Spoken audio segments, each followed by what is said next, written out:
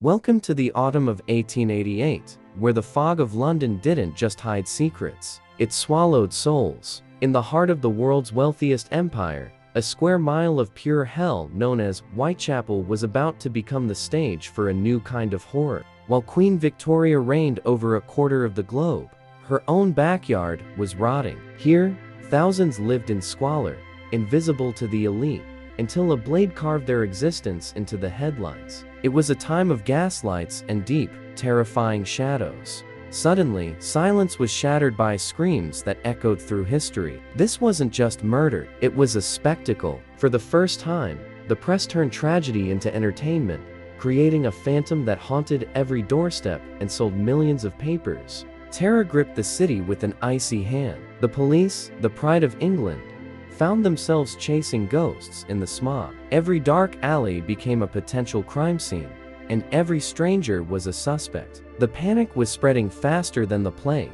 Then came the letters, written in ominous red ink, openly taunting the authorities. "Catch me when you can," they mocked. This predator wasn't just killing. He was playing a twisted game with the most powerful nation on earth. And he was winning every round. But why was he never caught? How did a madman dance through the dragnet of Scotland Yard? The answer lies not in the killer's genius, but in the crumbling foundations of the society he preyed upon. It was a perfect storm of negligence and archaic laws. To truly understand the darkest autumn in history, we must look beyond the myth of Jack the Ripper. We need to dissect the broken system that built his playground. We must walk the streets and uncover the cracks in the armor of the British Empire. In this video, we will not just retell the crimes. We will expose the 5 fatal flaws of Victorian London that allowed evil to thrive. From police incompetence to media hysteria, this is the true anatomy of a nightmare. Let's step into the fog.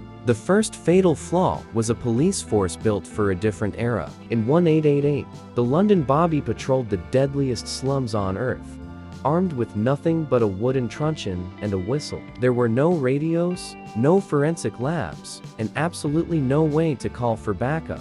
Imagine trying to catch a phantom in a labyrinth. Whitechapel was a maze of dark courts and dead ends that didn't even appear on official maps. A killer could slash a throat in Miller's Court and disappear into the smoke before the constable's whistle even echoed off the brick walls. The police were legally blind in their own city, relying on eyewitness testimony in a neighborhood where silence was the only currency that mattered.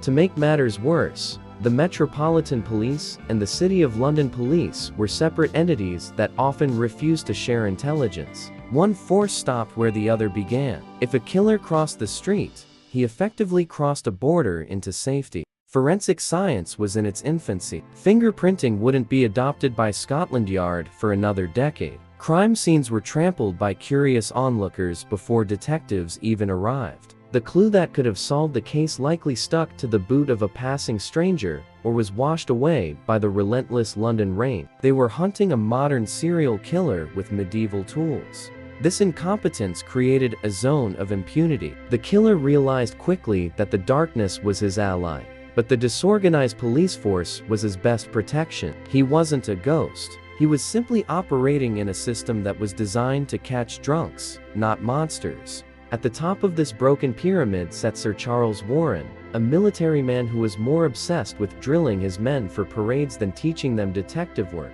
He viewed the Whitechapel murders as a public order crime, not a complex investigation. His arrogant refusal to adapt or accept help from outside experts doomed the investigation from the start, leaving the women of the East End defenseless. The streets belonged to him because the law didn't know how to claim them. While the police marched in straight lines, Jack moved in the spaces between. This systemic failure was the soil in which the terror grew, allowing a man to become a myth. The second pillar of this disaster was the rise of the sensationalist press. 1888 marked the birth of modern tabloid journalism. For the first time, newspapers were cheap, abundant, and desperate for headlines that would shock a literate working class. The editors realized quickly that fear sold better than facts. They didn't just report the news, they crafted a narrative of a superhuman monster. By giving the killer a nickname, Jack the Ripper, They turned a sordid criminal into a dark celebrity. This branding was a marketing masterstroke that unwittingly glorified the violence, encouraging copycats and terrifying the public into a frenzy that the police couldn't control. The news traveled from the ink presses to the pubs at lightning speed. Rumors morphed into facts. Every man with a medical bag was suddenly a suspect. The press created a fog of misinformation so thick that the real leads were lost in the noise. This hysteria led to the investigation's greatest sabotage, the hoax letters. Once the Dear Boss letter was published, Scotland Yard was flooded with thousands of fake confessions written by attention seekers and journalists. The police wasted precious thousands of man-hours chasing ghosts and handwriting analysis that led nowhere, effectively burying the real killer if he ever wrote it all under a mountain of paper. Journalists even interfered directly with crime scenes, trampling evidence and bribing witnesses for exclusive, often fabricated stories. Truth was the first victim of the Autumn of Terror. The media created a monster so big that no mortal man could be caught. The irony is tragic. The very newspapers that demanded the police do something were the ones making the job impossible. They turned Whitechapel into a theater where the killer was the lead actor and the public was the captive audience. Without this relentless spotlight, the killer might have remained just another nameless thug in the slums, caught by a lucky patrolman instead of becoming the immortal phantom we know today. The ink of the press was as damaging as the blood on the street. It wrote safe passage for the murderer by distracting the hunters. The Ripper didn't just hide in the fog, he hid in the headlines.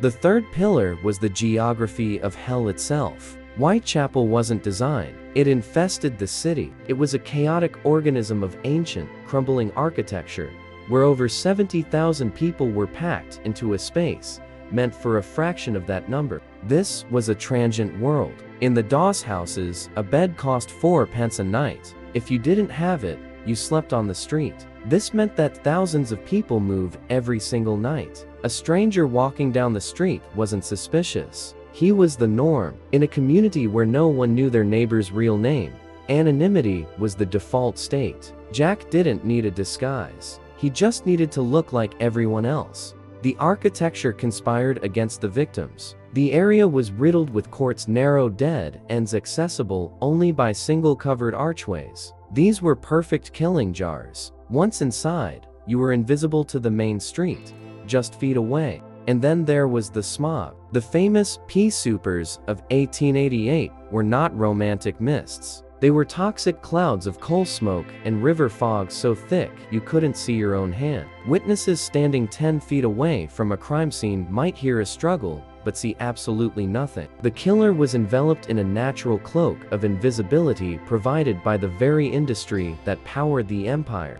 This density meant that violence was background noise. A scream in Whitechapel was as common as a church bell. Domestic abuse, drunken brawls, and muggings were hourly occurrences. If someone heard a cry for help, they likely ignored it, assuming it was just another domestic dispute. The killer exploited these blind spots with surgical precision. He knew exactly which archways were unlit and which beats the policeman walked. He used the city's poverty as camouflage. He wasn't hunting in the wild. He was hunting in a cage, where the prey had nowhere to run and no one to hear them scream. The labyrinth protected the predator, not the people. Whitechapel was a trap. For the women he targeted, there was no exit. Geography was destiny, and in the autumn of 1888, the map of East London was drawn in blood.